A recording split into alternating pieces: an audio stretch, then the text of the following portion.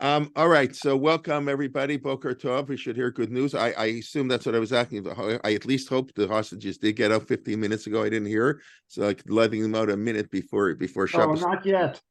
Oh, they haven't let them out yet. Okay, Oh, I'm watching it on right now live. I got you. Okay, so you can just put it in the chat box. Hopefully, listen. It's what can it's just nuts.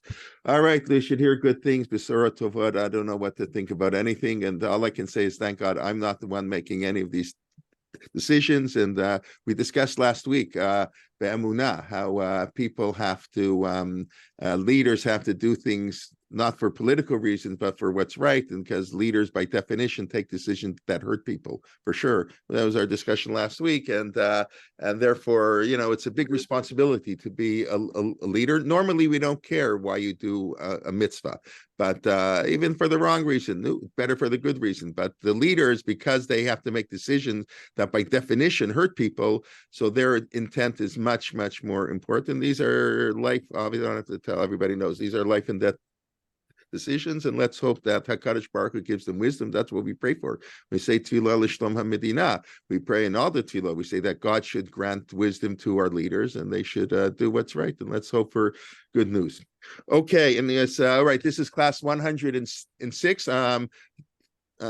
Yocheved, I'll start with just to pick up on what you mentioned last week. And the question you mentioned how you were reading Eliezer Berkowitz, Faith After the Holocaust, which I should really take a look at. But I did pull out of this book because I just want to make one mention. I forgot to mention when I was saying who Eliezer Berkowitz was. His probably must be a great philosopher, taught at Skokie for many years in Chicago. He's a graduate of the Hildesheimer Rabbinical Seminary in Germany, which of course was the rabbinical seminary really in all of Europe. Eastern Yeshiva didn't really have rabbinical seminary. You learned, but here in the Hildesheimer Rabbinical Seminary, they trained people to be rabbis, and they've produced many wonderful, rabbinic figures for Europe. But probably what I neglected to mention is he used the Talmid Mufak of the Sri Yesh, Rav Yechiel Yaakov Weinberg. He was really his top student, and we probably have, I think for sure, I have to ask Mark actually, but I think we only have the Sri Yesh because of Eliezer Berkowitz. The book, Rav Weinberg, who was one of the great poskim of the 20th century, passed away in 1966, I believe. So maybe 1964. The Sri Yesh called his book, the Sri Eish, The Remnants of the Fire. Most of his writings were lost in the Holocaust, and went to Switzerland after the war, lived in Montreux, and basically Eliezer Berkowitz had a number of the tshuvot that he had written. There was no no computer disk you can go to, 26 copies. I remember once the founder of Machon Lev, what's his name? Zev Lev? No, when he lived in Toronto, Toby, remember, he was actually friendly. My father-in-law Shalom knew him, and when he was like 20 years old, he wrote a 400-page kuntris on Hilchot Eruvin, and it got lost. And can you imagine, I know if I write a Dvar Torah and I've written 400 words, it's happened once or twice, and somehow the page gets, I didn't save it and lose it, how upsetting that is, and it's hard to rewrite it. Can you imagine writing 400 pages of halacha and then losing it? So this is, besides obviously the loss of human life, the Holocaust, the Nazis burned books, obviously. And so these are the remnants. I'm sure there were many other tshuvot of the Rev Weinberg that we've lost. But Rev Eliezer Berkowitz put them together, and that's what we call the remnants of the fire. So I just want to mention, just because I think it was interesting, I just want to mention that in this book, Not in Heaven, I don't know how many people have actually read it. It's The Nature and Function of Halacha. It's an interesting book. It's, I guess, a little bit bold in some of his ideas. So I just want to read you the last paragraph, because I think it's a beautiful idea, and it's really what Rav Moshe Feinstein's whole introduction is, the same thing, the idea of disagreeing with one's teachers. Does a student have the right to disagree with one's teachers? And in the sort of Lithuanian tradition, that's an absolute given. Not only do they have the right, they have the obligation. And Rav Shechter told us many times, I think he quoted Rav Chaim of Volozhin, the founder of the Volozhin Yeshiva, who was the one who said, Lo tagur mifnei ish.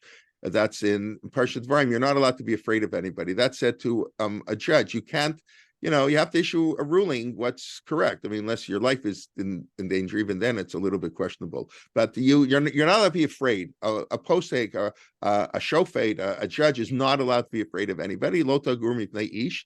And I think Rav Yosef Kara was also an ish. Rav Yosef Kara, the author of the Shulchan Aruch, was also an ish.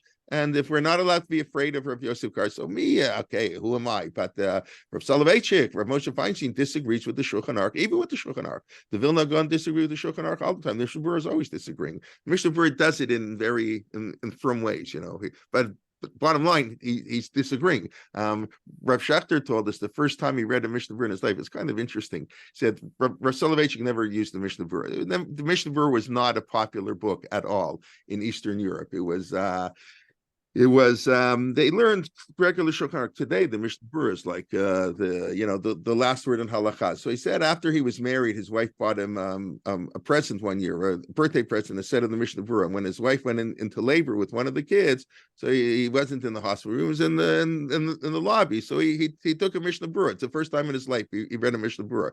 Schachter at that time is in his late 20s. So he said his hair started going on edge. He couldn't believe it. On every page of the Shulchan Aruch, the Mishnah Berurah changed the halacha.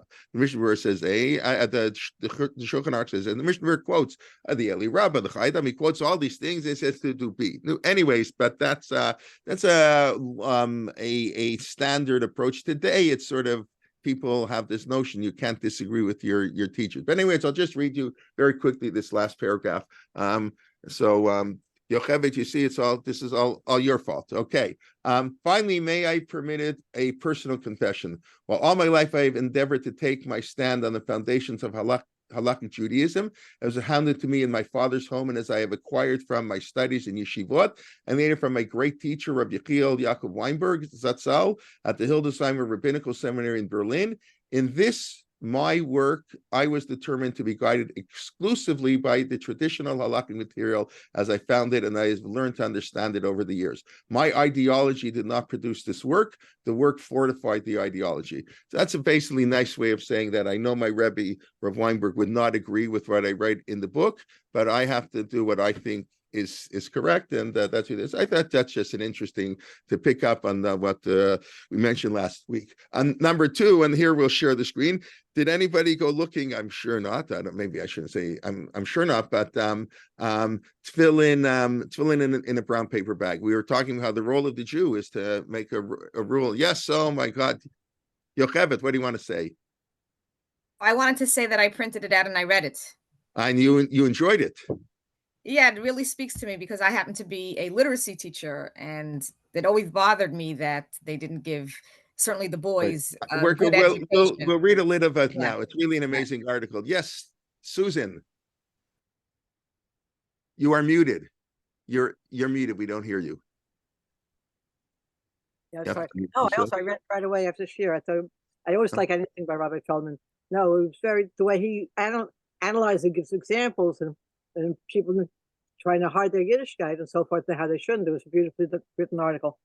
Yeah, so that's what we discussed last week. And by the way, happy Thanksgiving to all the Americans. I imagine that's probably why there are a little less people online. I didn't even think of it, but it's all right. It's they have Black Friday in Canada too, because the retailers want to make lots of money, so they sell things. But of course, we don't have Thanksgiving. But yes, a happy Thanksgiving to all the Americans on board. Anyway, so we're discussing last week. Emmanuel Feldman's writing his article, tefillin in brown paper bag. He always used to write at the beginning of tradition, a very interesting introduction, and we were talking about how the role of the Jew is to make an impact on the world. That's what we have to do. So I just want to share with you some of it, what he wrote. And by the way, I said he's probably in his late 80s now. I checked; he was born in 1927. So Baruch Hashem, he's 96 years old and living in Yerushalayim. He was rabbi in Atlanta. He went there, I think, at the age of 25.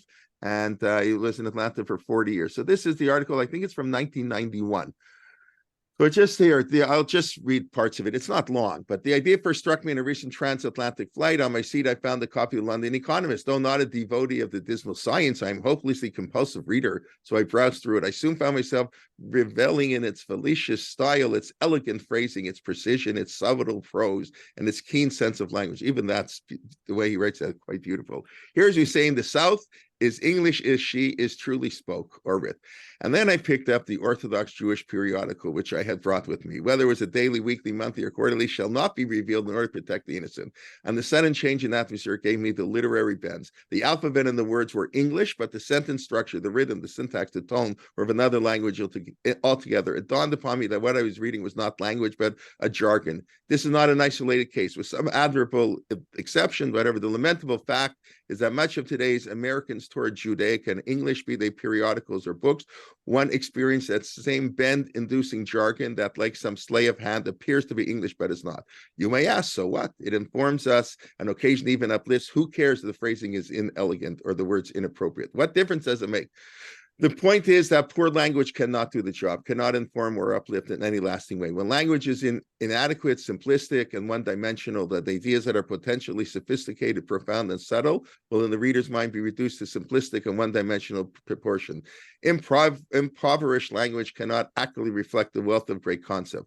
Furthermore, since language is the handmaiden of thought, careless and imprecise language exercises both cause and effect on the mind. Careless thinking results in careless expression. Careless expression has a deleterious effect on thinking. A chronic inability to express ideas ultimately result in a chronic dearth of ideas. When language is inappropriate, thought is stillborn. And then he goes on, intelligent, educated, non-Orthodox Jews will surely be put off by the argot, which passes for much of Torah Judaica today.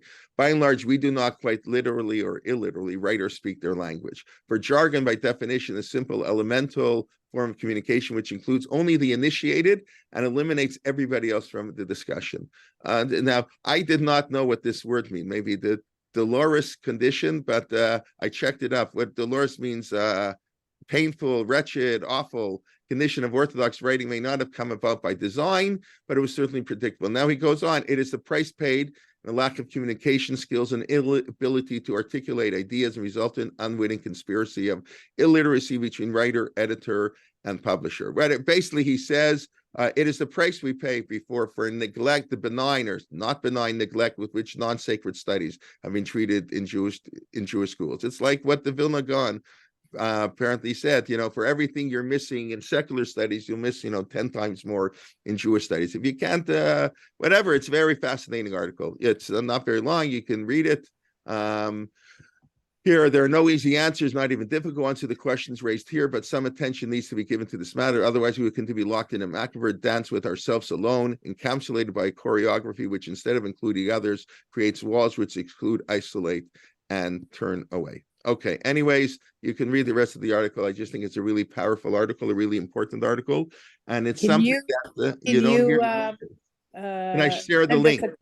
Yeah. Let me share the link now, if I can find it, of course, which I should be able to. Tradition Online.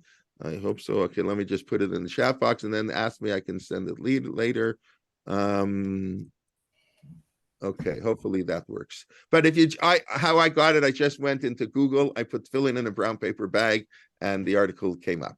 So anyways, I think he writes many, many beautiful articles. Of course, we won't go into his brother's letter last week. That's his brother, of course, is Rav Aaron Feldman, the Rosh Yeshiva of Ner Yisrael, who did not attend the rally. Let's just put it that way last week. Okay, Yocheved, you have a question or comment? Yeah, just a comment. So when I was reading it, I was thinking it's a little bit dated, because if you think about the past 10, 20 years, all the well-written Judaica works that have been pouring out of certain, let's say, Koren, Mosaica Press, etc. So you know what? So I feel like we've made strides in that. Yes. Magid also. Magid. Right. Magid and Koren are the same. Yeah. Right. I hear that, but I still think the point is it depends where. Yes, I don't think this really ever applied in the modern Orthodox world. I don't think he's talking to the modern Orthodox world. I mean, Rav Soloveitchik, you need a dictionary to read Rav Aaron Lichtenstein in English. Like you can. So he's not talking about them, obviously, or Walter Wordsworth, all the great writers, Jonathan Sacks. I mean, if you go back, 30 years, I guess, all the articles in tradition. He was the editor of tradition. Rabbi We're on a Lamb. much higher level. But I Rabbi still Lamb. go, you go to weddings, you go to, I know in New York, they don't speak at weddings, but whatever, you hear other speakers, and sometimes it's embarrassing. Somebody gets up to speak and they can't speak a proper English. It's not a coincidence. I mean, I don't want to, well, it's not a coincidence that many of the stars of the Haredi world are Bali Tshuva. Like, there's somebody, if you can mute yourself, somebody's, I don't know who's talking exactly, but so I mean, Shimon Eider, if you remember him, he went to YU. A lot of their people, and now what's YY Jacobson, all these people, they're all people who grew up in the more modern. Some of them weren't from it all, and some of them grew up in modern Orthodox world and moved over to the right wing world. Jonathan Rosenblum, he's like their lead spokesman because he went to Yale, because people who grow up in Lakewood cannot present a coherent argument. Most of them. It's very sad. That's what. Right. So I also wanted to share something positive on that front. So I don't know if this is actually going to happen, but just yesterday I was contacted by Torah Masora. They want to write a literacy curriculum for the boys' yeshivas to teach them how to read and write English properly. I think it's. I thought that was really cool that they're actually realizing it's a problem and they want to work on it. From the bottom. I don't have to tell you, in Israel, it's a lot worse than it was 30 years ago. Less and less people in the Haredi world in Israel get any secular education. That's part of the government and everything. It's much worse. It's not better. Yeah, in our circles, I'd have it. I don't know. I can't speak to the American yeshiva world as much, but I heard a rabbi told me here in Toronto a couple years ago. He just moved from Toronto to. He or his kids are in Lakewood, whatever. He says like I don't know. When he told me there's like 60 high schools in Lakewood, and only 2 of them offer a high school diploma. Like you can't graduate from high school in Lakewood anymore. That was not the case 30 years ago. Every American yeshiva kid graduated high school, and many went to college. And of course, there's some who still do. Anyway, that's not the point. I think his points are as relevant, maybe even more relevant today than they once were. And it's like what Rav Soloveitchik always said: if we believe we have a mission to the outside world or the non-observant world, forget the non-Jewish world. Okay, I believe we have a mission to the non-Jewish world too. But and I think that's what it means to be modern Orthodox. But he pointed out, if you want to talk to non-Orthodox Jews, you have to. We don't talk their language. When people talk English, it's worse today. I mean, my mother used to correct me all the time when I picked up, and I won't say from who now, but we learn out. And whenever I would say that expression, my mother would get so upset. We don't learn out anything. We derive. And now when I go to a shiur and I hear some, modern guy, he say, we learn out, because that's how they talk, even in YU. So I always go over them afterwards and in a nice way say, you know what, learn out is not English. It's not English. And they usually thank me. I don't know if they changed their ways, but we don't learn out anything. So it's just a way. There's an elegance. And I think, there is a reason Jonathan Sacks is like you can't hear a Dvar Torah. 98% of Divrei Torah quote Jonathan Sacks. I've mentioned before, without God forbid saying anything negative, it's sort of, sometimes people can let them think on their own. Don't always, I don't like to read any books in English when I write my Divrei Torah. I want to think of my own ideas. And if it happens to be the same with somebody else, great, but I don't want to or of course you have to learn before but everybody quotes. You need a Dvar Torah. They want to work hard. Like art school, who wants to struggle over a Daf Gemara? You just take the English translation. Okay, Koran or art school, whatever. It's the same thing. I needed Dvar Torah. Okay, what does Jonathan Sacks have to say? Beautiful. I mean, it's nice, but it used to, whatever. But there's a good reason. He writes beautifully. He has great thought. He's a thinker. It's not, going to Cambridge makes you a better rabbi. Absolutely, that's what we believe. That's the we've lost that notion that it's not a concession. It's not a b'diavad. It's a lekatchila, and it enhances Torah, and all knowledge is good. And that's what it means to be a modern Orthodox Jew. Okay, let's get back. Rabbi, can I make one point? Yes, 1 point, but okay, we have to move back onto Shema. Okay, but Marty, yes, Bakasha.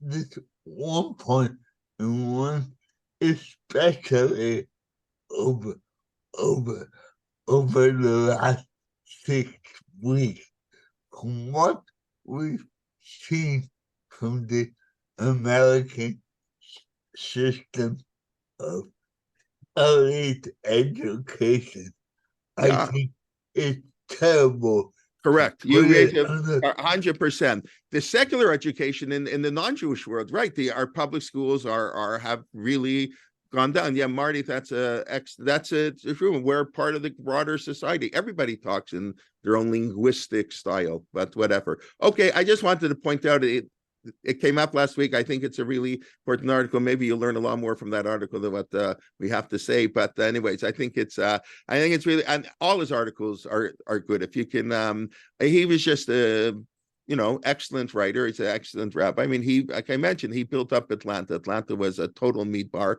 when he came. I sort of knew this. I mean, and it's not, when he came to shul, there wasn't a mechitza. We're talking the 1950s, and then I was reading how he got the mechitza in, and it was that was it. He made that he's going to quit over it, and he won. Whatever words you want to use. Anyways, it was a different time in America. People want to today, who wants to go, what Lubavitch does outside of Lubavitch. Nobody wants to go to some hick town and be the rabbi and spend their whole life there. Today, you want to get to New York. Even in Toronto, it's hard to keep rabbis sometimes. I think most rabbis, when they come to Toronto, it's a very nice place. Some stay, but a lot of them yearn, I think, to get back to New York after years. Somehow, New York is the big leagues, and we're in the minor leagues. Of course, Dr. Zucker knows that that's a total mistake, and Toronto is the major leagues and it's New York's in the minor leagues. But okay, no, okay, right, okay, let's get back here. So we were let's talk about Shema. We're talking about let's get to we went through, but why doesn't say B'chol Modecha in the second verse? Let's get, and we spent a long time last week talking about when God punishes, how God punishes. Of course, we don't know, and the individuals and countries. So let's just continue. We ended up saying Hayom, that Torah, that's how we got into this whole talk. Torah has to be Vayam Shamoa Asher Mitzvah Hayom. God doesn't command the mitzvah Hayom. He commands them 3,000 years ago. But Hayom means every day we have to be excited. That's the standard shot.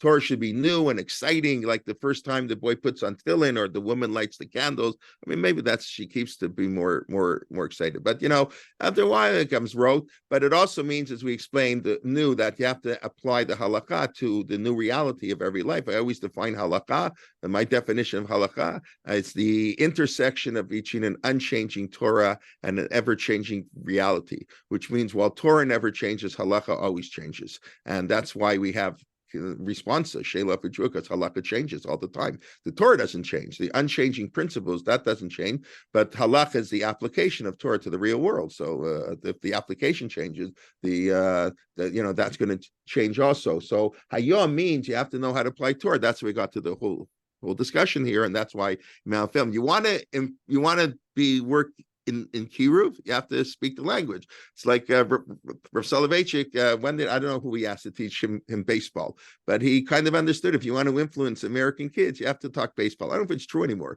Maybe today basketball. I don't know what the sports. Maybe it's not quite the same. I don't really know. But you live in Canada. If you don't know what the Toronto Maple Leafs are, you have to know that, because you have to talk to kids. I mean, I walk in the halls and chat, and I can hear them talking over. I know they were talking about whatever. Yes, they had three. Whatever they talk about football. This quarterback, that one, just over here. That's what people talk about. So if you have to know, if you want to be influence people, you have to have hayom. It also means applying it to halakha. So that's hayom. Okay. So let's move on to the next verse. So let's address the question, what's the great reward? It's going to rain in its proper time. It will rain proper time. What's the proper time for it to rain? Well, when's the proper time to rain?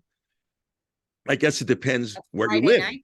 Now. Right. So that's what Rashi quotes, I believe. Friday nights. Yeah. He's not discussing what's good for agriculture, what's convenient. Nobody goes out on Friday night. I don't know if that's exactly true. But and obviously in the time of the Talmud and throughout the Middle Ages, as a matter of fact, some of our minhagim are because people did not go out at night. Night was fear, there's no electricity. We don't live day and night, so we a little bit. We live that people are up till 2 a.m. We have lights. We mix up day and night. People, they sleep in till 9 o'clock in the morning. Only kings in the time of the Gemara used to sleep past 9 in the morning. Today, it's a whole different world. So night was fearful, and people didn't go out. That's why we have Baruch Hashem L'olam Amen Amen in our tefillot, because people would daven Marv as they were leaving work in the fields, and some people would come late, so they added in. That's the standard explanation. They added in Baruch Hashem L'olam Amen Amen to the Mariv, so those people who came late could catch up a little bit. That's why some say we say Bameh Madlikim on Friday nights. Some there are all kinds of reasons, because of the Karaites. The Karaites said we don't like fire, so the rabbis say we do like fire. We just debate what we like fire with. Bameh Madlikim. But we light fire. But why we say anything is because people often were coming late. We don't want anybody to walk home alone at night. That was considered a very fearful thing. So it would rain on Friday night. So that's so I don't know. I don't know. I don't think like I live in Canada. Like we have lots of water. And I don't think like the greatest reward for keeping Torah is to have water. What's so great about that? And all the rewards in the Torah, you'll gather your grain, and everywhere in the Torah, where the Torah calls for rewards, is not the only place. It's always you'll have good cattle, and then have good sheep and lots of produce, and great. Like what about you can learn Torah, you can why are there no spiritual rewards in the Torah? Anybody want to venture? Again, all the rewards in the Torah are materialistic. In Kemach and Torah. Yeah, so that's the Rambam's approach. Maybe we'll take a look at that. We'll see in a few minutes. The Rambam's approach is that it's a means to an end. Torah thrives when the economy is good. It's a misconception that great works of Jewish literature were written when people were poor. When we're wealthy, then we forget about God. That may be true for some people, but great rabbinics, I've mentioned many times, in Europe, almost every one of the Gedolim, from the early mid-19th, in Jewish history, you could only be a great Torah scholar if you were very wealthy. Who had money? It's not like today. So families, I think, Yisrael Tashma, who's the world's expert, he passed away, but the world's expert on like Ashkenazi Jewry. I don't know if he's so famous in America, but in Israel, Yisrael Tashma, he ran the library at Hebrew U. He learned in Hebron, a tremendous Talmud Chacham, and an academic scholar. He wrote a book on the Balamor, wrote many, many books on Ashkenazic halacha practice. I think it was him where I saw that it was common that in many families they would have one person who could learn a little bit more, and nobody learned. Everybody went to work, and we know that till recently. You went to work at 12, 13, you became an apprentice. Only those who were very wealthy or married very wealthy people could stay in learning. I mentioned many times the Ramah Shul in Poland. Why is it called the Ramah Shul? It was a family, it's a private shul of a very wealthy family, and they had their private cemetery in the backyard. And that's how all families were. That began changing in the end of the 19th century, beginning of the 20th century. The Soloveitchik family was actually poor. The Soloveitchiks were poor, but most families were very wealthy. Who went to Volozhin? Who went to all these yeshivas? It came from wealthy families who could afford to send their kids. You need money. I've mentioned many times the Maharsha in the back of every Gemara. The Maharsha make this to the back of every single Gemara. Even if the Gemaras that don't print the Rif and the Ran usually print the Maharsha. Well, who was the Maharsha's name? Morenu Harav Shlomo Idels. Why is his name Idels? After his his mother. wife's name. He took his wife? I thought it was wife's his name. mother. No, his mother-in-law. His mother-in-law. Okay. That's it. It's really, he wasn't I don't know, maybe he was a feminist. I don't know exactly, but he took his wife's name. Today, a yeshiva guy takes his wife's name when they get married, took his wife's name because his wife had a lot of money.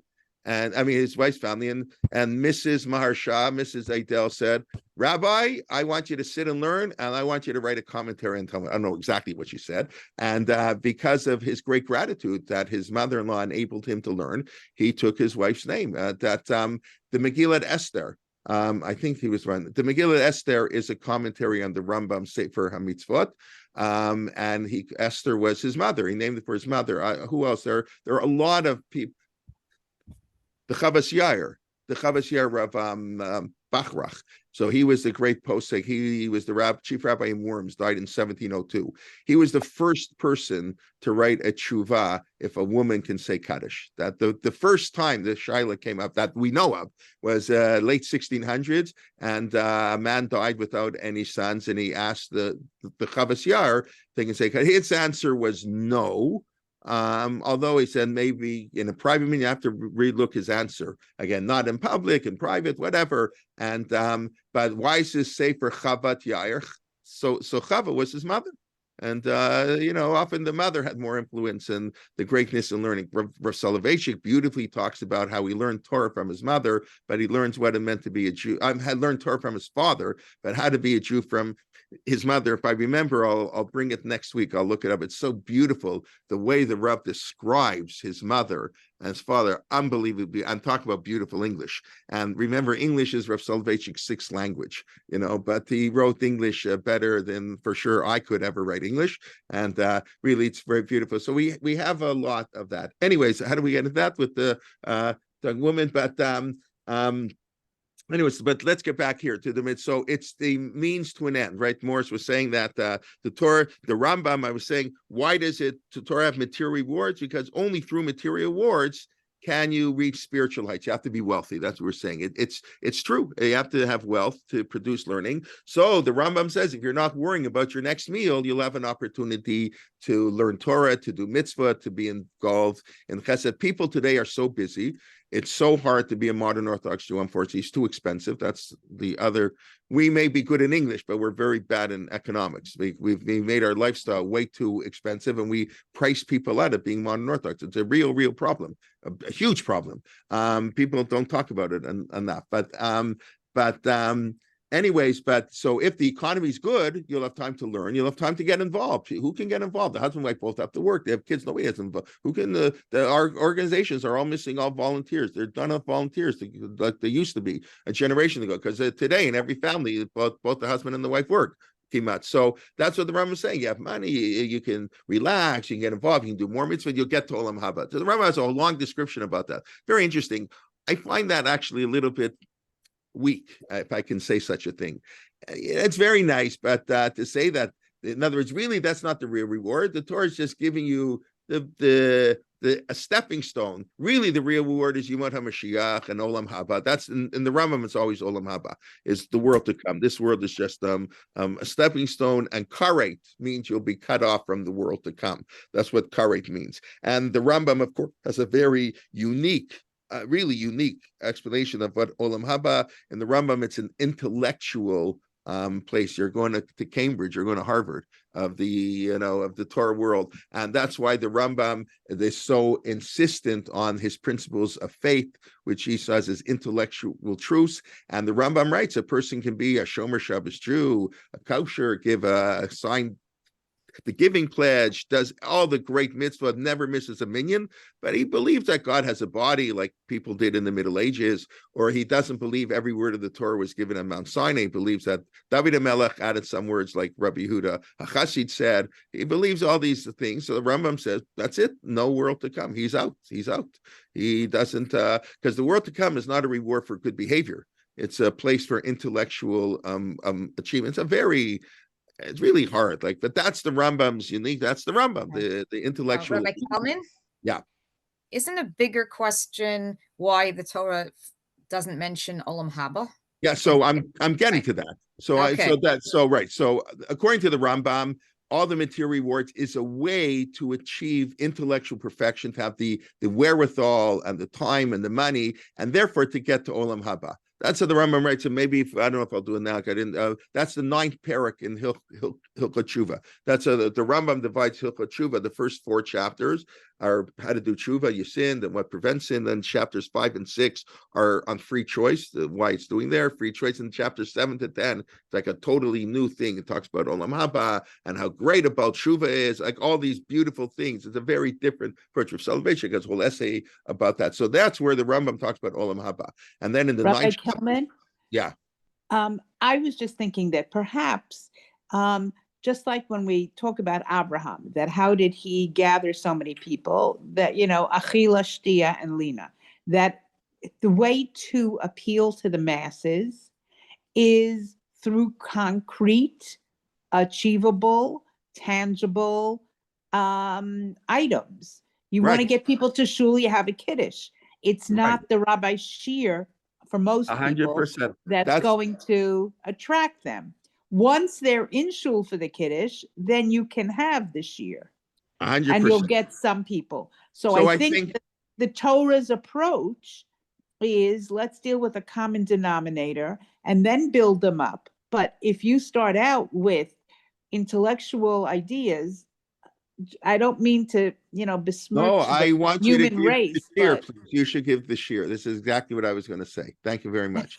That's exactly the point. That's what normal people, we're talking. The Torah is not, Atem nitzavim hayom kolchem. The Torah is for tapchem, neshechem, shoev, the wood choppers and the water carriers. People didn't know Aleph Beit. I tell you all the time, Rabbi Akiva, normal people were Rabbi Akiva before 40. In other words, everybody didn't know how to read. Why do we repeat the Shemona Esrei 2,000 years later? It's a little ridiculous almost. Repeat the Shemona Esrei because people didn't know how to daven. They couldn't read Hebrew. So they came to shul. So the chazan, one guy, he knew the Shlach Lanu Avinu Ki Chatanu. That's it. And everybody listened. They nodded their head. They didn't even know what they're saying. If you're in Alexandria, they waved the white flag. That's what the Gemara said. Amen. So we keep that tradition 2,000 years later because people were ignorant and they didn't know how to read. That's the heter. Well, that's why it's very funny. In yeshivish world, they will often daven a hecha kedusha at mincha. Who needs to repeat it? Like we all know how to daven anyway. So you theoretically do that at Shachri too, whether it's proper or not. But it's all ignorant. People were totally ignorant. And why do you have an aliyah on Shabbos? Because people are ignorant. You're supposed to have an aliyah. One aliyah.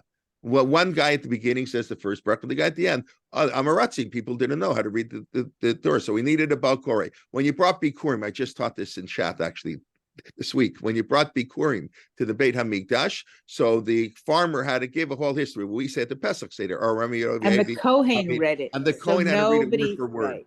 Word for word, because most Jews would they'd come to temple, they wouldn't know what to say. So I wouldn't come because the guy in front of me, I'm embarrassed. People are very embarrassed not to know things. And that's why, when you have guests, you should always have a siddur for Kiddush, even though you know Kiddush by heart, because you don't want to embarrass your guests, right? So you have to spill wine on the table too, right? That's the whole thing, so your guests don't feel bad. But the sensitivity halakha had to ignorant people and also to poor people. That's why people are buried in a simple casket. Rabbi Gamliel was takes a wealthy person to do that. Rabbi Gamliel was very wealthy. Again, here you go. The Nasi, the line of the Nsim, all from Rabbi Gamliel, wealth. Hillel was the exception. He's the beginning. Hillel is very poor. Okay, but Rabbi Gamliel is very wealthy. And he was the one who said, no, we're going into a simple casket. That's why, and the halakha, when you bring things to the Beit Avel, you have to bring in simple baskets, not just a burial. All these things that were done not to embarrass those who were not wealthy and not to embarrass people who were ignorant. We don't do that today. I think today it's very clear who the wealthy are and it's very clear who the ignorant are. They're sort of whatever. So the Torah talks to normal people, and normal people don't give me olam haba. The olam, that's like you say, give me kiddush, give me rain, so my crops are going to grow well. I also think it's a further point. I think but beyond that, it's an important philosophical point.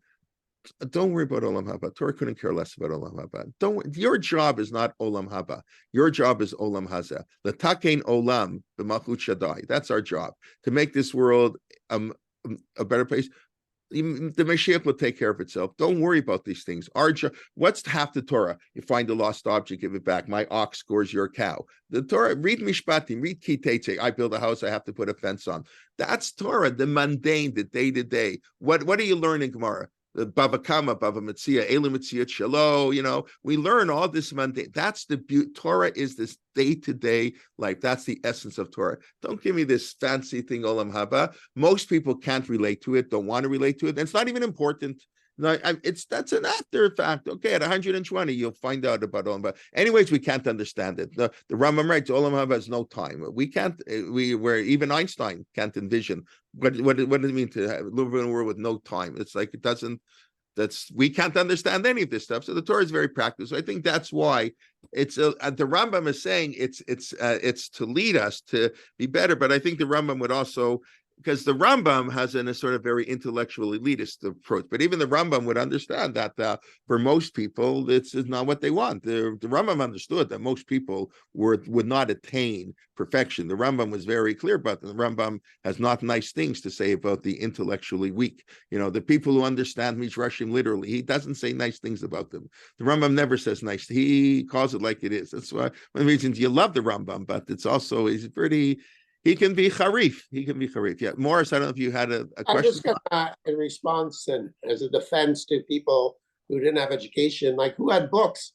Books Right, were, there were no, of course, so it's understood. Yeah, there was nothing. I think the Rambam's approach is really, he's like, unique. people don't have, Right, I people think wear shoes. Like right. you go back 150 years in Poland, like there weren't enough shoes to go around the family. Right, Like 100%. people stayed in bed Right. I know families that they didn't have heat, so kids would stay in bed all day, and one would go out to school with shoes and the safer, and everybody else would stay home. So Right. we can't impose today's standards on. I totally agree. That's 100% true. And I think the Rambam's approach is generally not really accepted. I don't think that's the majority approach. The majority approach is not like the Rambam. I mean, Rav Chaim Soloveitchik famously said, and Nebuch and Apikoros is also it's also an Apikoros. In other words, what happens? Somebody grows up non-observant. So he's an amazing Reform Jew. It's so good for like at the rally, some of these people who came, or they care about the Jewish people. We know that there's so many non-Orthodox Jews who are devoted Jews, and they go to shul, and some of them, daven every day. I mean, but they don't follow they believe parts of the Torah were added after. Or the Orthodox Jews who believe that also, that there were great Rishonim who believe that, but that's Mark Shapiro's book. But so the Rambam would say, too bad. I didn't study calculus. I didn't study organic chemistry. I'm the nicest guy in the world. I can't get into medical school. So he's a nice guy. It's not his fault. He didn't go to good school. He didn't take sciences in high school. It's not his fault. We let him to medical school. No, that's ridiculous. There's a standard. So that's how the Rambam says Olam Haba. It's not his fault. Nebuch, that's Rav Chaim Nebuch and Apikoros. But I think we reject that. I think many other people reject that with the whole notion. No, they're Tinok Shenishba, it's not their fault. We don't hold them responsible for it. We don't accept it. Do we really know? But the Rambam was unique, and the Rambam transformed Jewish history. But there are many people other than the Rambam. I think most people don't like the Rambam's view on the Messianic age. The Rambam's view of the Messianic age is basically, I'd be very happy to have the Rambam's view. Peace, that's all it means. That's all it means. It means a lot. But that's what the Rambam says, peace. No miracles, nothing's going to change. People are going to die. And nothing's different, just Shibud Malchut. There will be human rights for everybody. Democracy, that's why the Lubavitcher Rebbe in the Gulf War, when they thought democracy is in huge retreats, tragically. Excuse me, but I think peace is a miracle. Yeah, I agree. Fine. Okay. I that's what I'm saying. It's a big deal, but there are no other overt miracles. Listen, I think we're seeing that we lived in the most peaceful time in human history after World War II until now. And I was talking with Morris last week. October 7th has brought the latent anti-Semitism to the fore in things that I don't think anybody believed. A lot of people said, it's below the surface. I don't think anybody believed how shallow below the surface and how little it would take. I know now the latest thing is they're very upset that none of the women's organizations will condemn Hamas for all the rapes of women. Like I know Canada just had to fire some woman that's in Edmonton or something who denied they raped women. Like it's unbelievable. All these human rights organizations is like they have a blind spot. It's worse than a blind spot, but they call it a blind spot when it comes to Israel. But yes, so peace would be amazing. But the Rambam had unique views in everything. It's Rambam, you have to realize, but he transformed Jewish history. But anyway, so that's I think the basic idea. It's not just a means to an end. The Torah is concerned with our day to day because A, that's our mission in life, to make this world a better place, and B, is what most people can relate to. Most people can't relate to the messianic and the Olam Haba and all these things. So the Torah gives, it's going to rain, beautiful. And again, in an era where they couldn't stir water and they didn't have all the modern techniques we had. These were big deals, So, anyways, that's I think the rewards always of the Torah always very material, and I think it also speaks to another thing: material blessings are a reward. Yes, we like wealth. We have to make sure it doesn't ruin us, but there's nothing wrong. Like, we're not spiritual beings; we're physical beings. That's how God created us. Excuse me. Yeah. I think it's interesting to point out, I agree with what you say, that Birkat Kohanim is really an anomaly when it comes to that, if you think of it.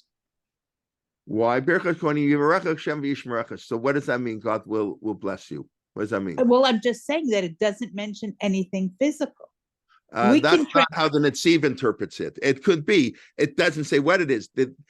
Right. The Netziv, I've mentioned before, has a beautiful explanation. The reason it doesn't say anything, because every person wants different Thinks of different things. I agree with you. As a matter of fact, some of the commentaries point out, you'll notice, I think, it's all in singular.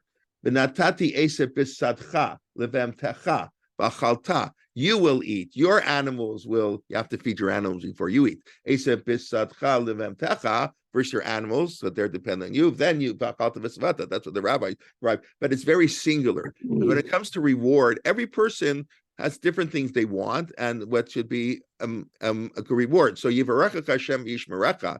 Then Steve writes, depending on what you are, you'll have a different blessing. The blessing is you should be blessed. He says a businessman wants to be blessed with success, lots of money. A Torah scholar wants to be blessed with lots of knowledge of Torah. Each are valid blessings, each for the right person. V'yishmerecha. And you have to make sure the blessings don't destroy you. We all know for many people, money is a big curse. Money can be a tremendous blessing. And as the Netziv notes, that we all know, but we don't say it enough, Torah can be a great curse. You can misuse Torah, misuse religion. We see that all the time. And Achilul Hashem. So you have to be blessed with Torah learning, but don't let your Torah learning bring bad things to you and the Jewish people and to the image of God, which unfortunately happens all too often. Even I would say that, Emmanuel Feldman's articles a little bit is saying, when people of Torah stature get up and they don't speak a proper English sentence, people are turned off the Torah. You can't speak to a non-Orthodox Jew in in yeshivish language. They think you're nuts. We won't have any influence on them, which Taka, we don't have as much as we could. We have to talk their language. Even for, we have to talk language, it's right, but also for practical purposes. Kelman. Yes, Ev. Yeah, I disagree. I think that the Birchas Kohanim contains a very strong material blessing. Yasim Shalom. Right, so that is the blessing. Right, that's the greatest blessing. Of course, what do you say when it's a miracle? The greatest blessing is peace. Ein lecha kli machzik tov ela Shalom. The last of everything is Shalom. The last word of the Mishnah, Hashem Shalom. That's the Lo Matzah HaKadosh Baruch Hu. God didn't find any vessel that's greater for all the blessings than peace. That's the last Mishnah. We end the Shmona Esrei HaMavarech Demo Yisrael Shalom. We end Kaddish Oseh Shalom V'Ramav Hu Yaseh Shalom Alinu V'Ko Yisrael V'Romain. Everything is peace. Peace is the most important blessing there is, obviously, and that's a material blessing. But no, I'm sorry. That's a material blessing. Yeah. Okay. Fine. Yeah. Peace. I think it's not just. It is for sure material and physical, obviously, but I somehow think peace strikes me as also being a spiritual blessing. I would say mental health, like also being at peace with oneself. That's also a physical thing, of course. But you have Briti Shalom with Pinchas, and there are some explanations that I remember once reading that Pinchas had just killed, and after you kill somebody, correct, you might not be the same person. So Hashem gives him. Yeah. So Hashem gives him Briti Shalom, that he should get the composure and not feel the guilt. So that's not 100%. A physical thing. You're right. That's example there. Yeah, that's how many do explain. They're very good, right? The Briti Shalom, your inner turmoil. It's like Golda Meir famously said, we can forgive the Arabs for killing Jews, but we can't forgive them for making Jews kill Arabs. So I don't know. You have to take it 100% literally, but I think there is something beautiful in that. In that statement, to kill people, it has an impact on you, even if it's a route, which is why David HaMelech couldn't build a Beit Hamikdash. The wars were necessary, but that's it. You can't be. It doesn't work. I mean, when the Haredi world says that they're afraid going to the army will change the Haredi, they are correct. Yeah. They're not lying. Obviously, if you go to the army, you'll be a different person. What the other people say is, oh, that's what you have to do. But they're not wrong in saying, oh, I'm afraid to go to the army because it'll destroy. I don't think it'll destroy the Haredi life. That's an exaggeration. That is, you have to be pretty weak in your beliefs that you'll be totally destroyed. But yes, to say that it won't impact you, of course it's going to impact you.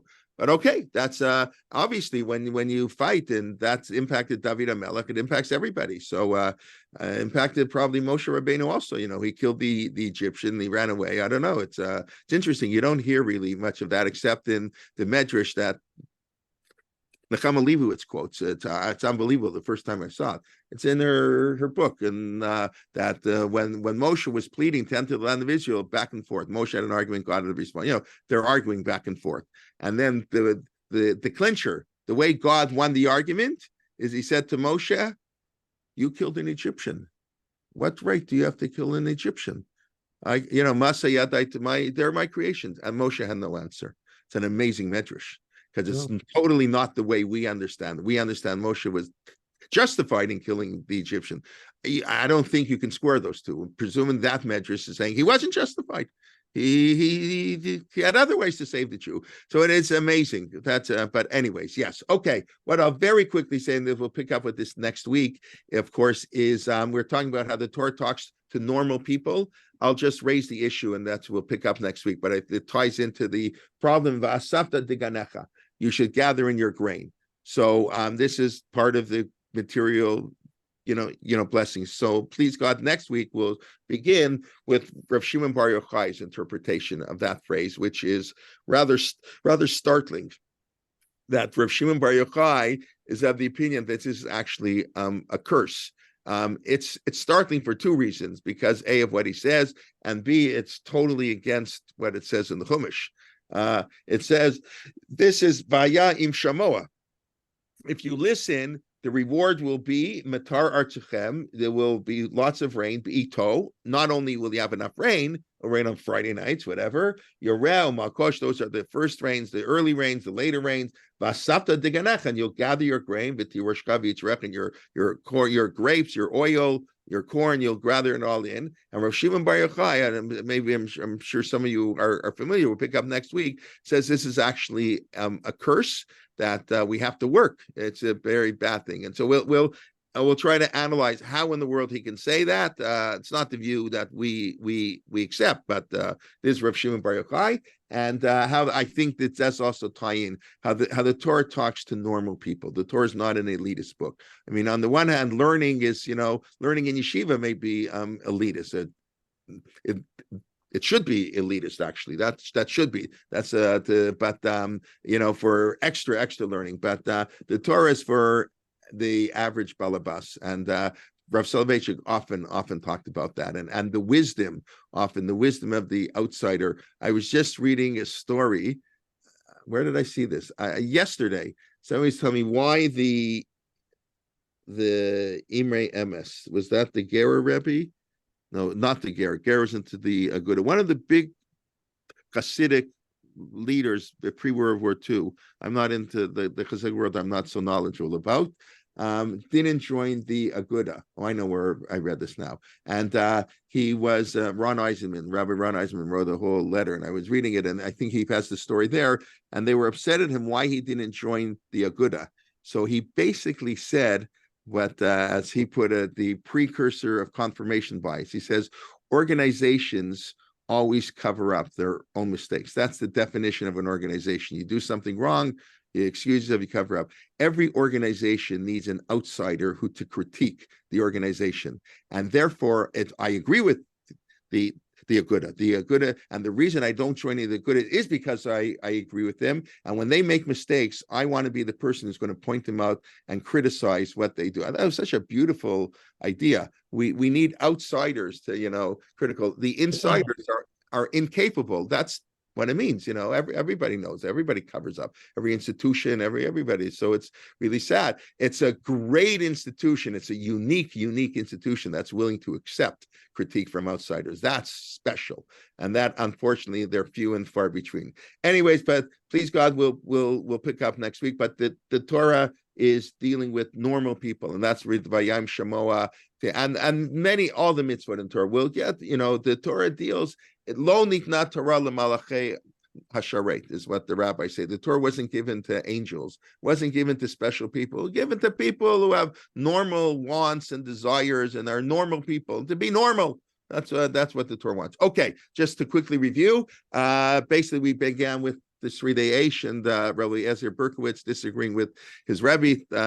Thank you, Yocheved, and that's the Lithuanian type of a tradition. We do what we say what we believe, and we don't worry that other people greater than us disagree. It's okay. And then we talked tefillin in a brown paper bag and went through the article. Very important article, very relevant. I think in many ways even more relevant. Despite that, yes, in certain circles, thank God, we are very good at our tefillin is not in a brown paper bag. And then we spoke mainly about the rewards of the Torah. The rewards are material, either because that's what we can relate to. It's a means to an end to get us to spiritual rewards. The Torah is for everybody, or the Torah is not even concerned. Don't worry about Olam Haba. Worry about Olam Haza. That's what the Torah wants us to worry about. And then that was mainly what we took. I will introduce the rain, okay, and Vasavta Deganecha. We'll pick up the importance of work and not work, and how much of a blessing that is. Okay, I see there are a number of comments, so let me quickly go through the comments. For those who came late, which is I think many of you, I'll post it again. We have we're just, I haven't even sent out an email yet. We're just putting the final touches on our Hanukkah program, a Yom Yun for 9 speakers of a half an hour each next Sunday, the 3rd of December. So everybody's invited, and I'll put it in again. But just let me take a look at the questions and comments. Okay. We regaled in each other's mutual offering of wisdom and humor. Okay. Thank you for Hanukkah. Okay, agree with. Okay, any sheets? No, I don't do. My source sheets are when I share my screen. What can I tell you? I'm a different generation. I should put together after the ones I did today. I only shared my screen once, but I had a few more, but we didn't get there. Okay. 12 citizens were released. Okay, that's interesting. And you may have fewer people on because everyone is watching the news. Yeah, okay, I gotcha. Okay. A lot of them came back. They just came late, some of them. Okay, sadly, still true today. Elaine, I'm not sure what you're referring to, but probably some of the situation. Hostage release on their way. Okay, good. Thank you, everybody. Respectfully, somebody very privately, anyway is the proper O versus anyways. Thank you very much. Yes, I said anyways, and it should be anyway. Right. My tefillin is sometimes in a paper bag. I try for it not to be, but especially it's easier when you write to correct that. When you speak, it's a little bit harder. My tefillin sometimes is in a brown paper bag, and I know sometimes I don't finish a sentence. So thank you. Yes, anyway, and not anyways. Okay, but 13 hostages now free with the Red Cross. Okay, thank you. All the updates.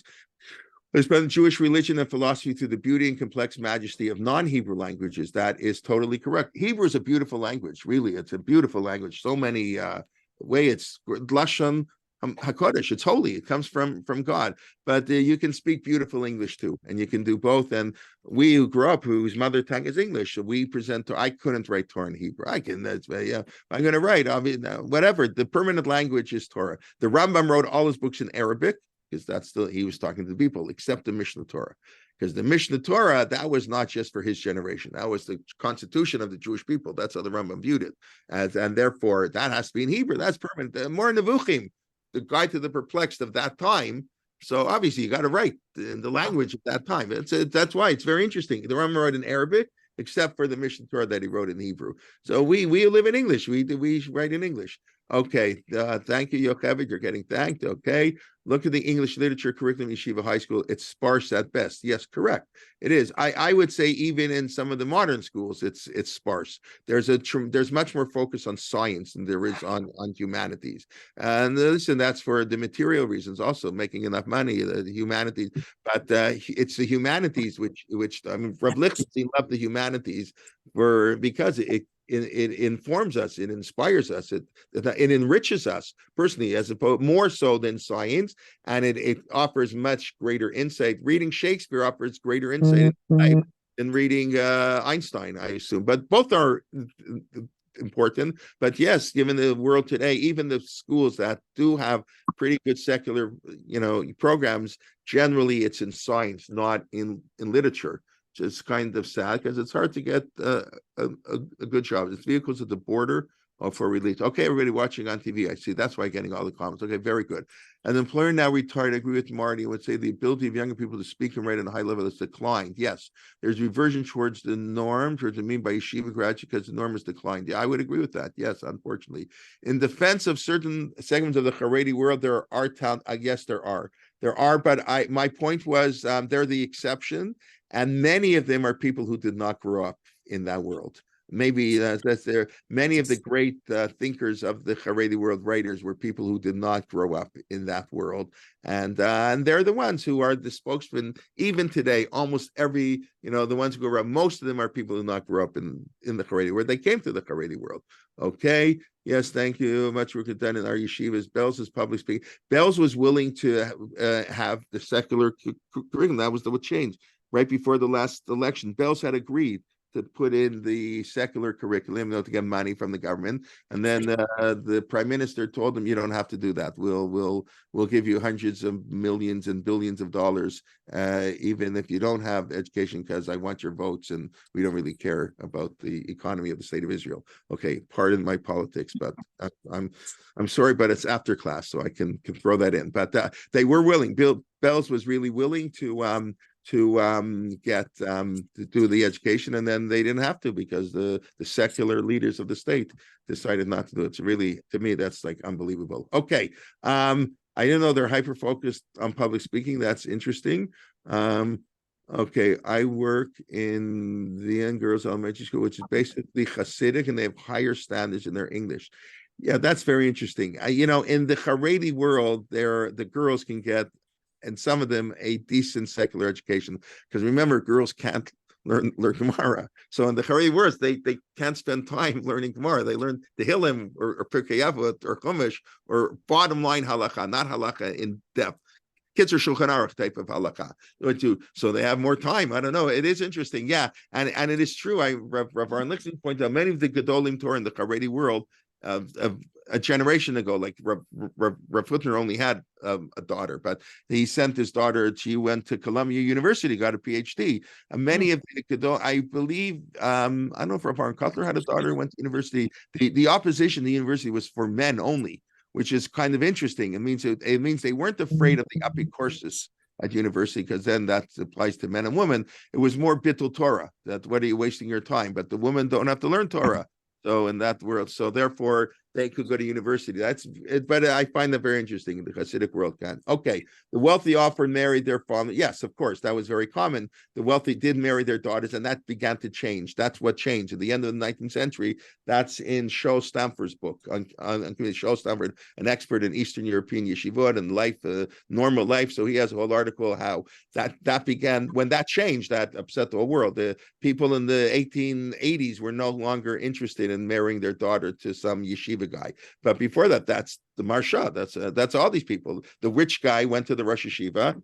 Give me a good guy, and that's how it works. It still works a little bit like that, as what I understand.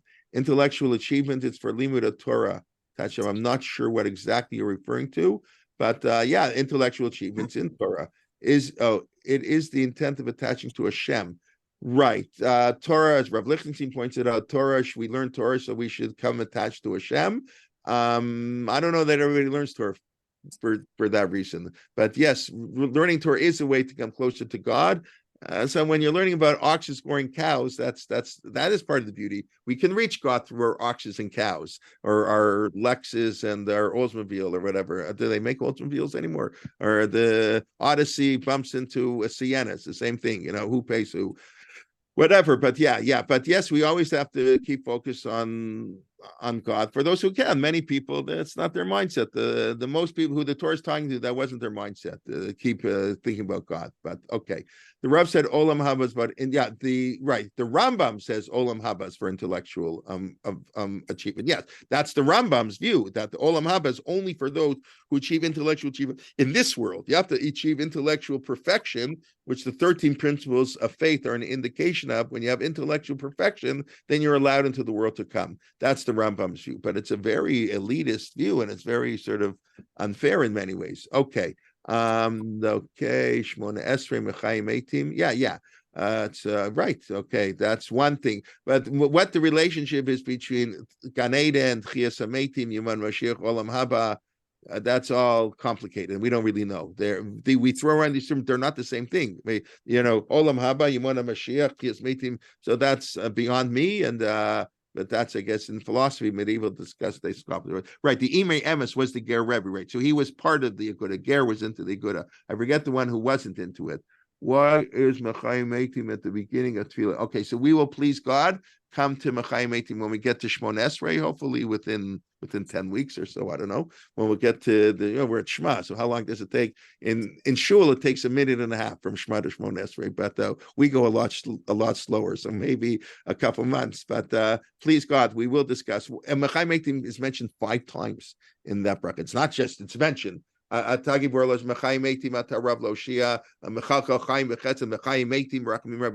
a real, real theme. We'll have to address it then. Thank you. Okay, when is it good? Okay, fine. Zev, you can call me Leah. Okay. Why Mechayim Eitim? Want to personally beginning of Tefillah? Yeah. Okay.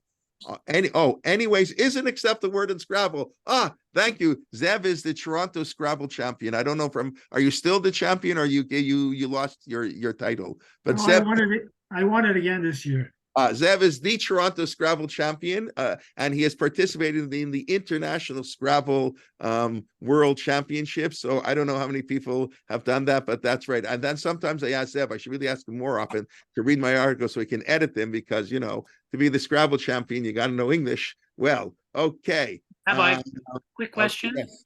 Yeah, sure. Who was the authority that you cited that says you're allowed to disagree with the Gedolim, even everybody? I mean, everybody in the Lithuanian world. If you want to read about it best, I'll try to find you in English. Rav Moshe Feinstein, that's his entire introduction. Rav Moshe Feinstein's introduction to the Igrat Moshe, because who am I, Moshe Feinstein, to write about halacha? Like, I'm a nobody. You got to know the I said no. In every generation, a rabbi who has entitled to an opinion, which he understood that he was. You can't be so humble. Doesn't mean you're you have to be a somebody to be a nobody. It doesn't mean I'm a nobody. You have to know your place and how to act in it.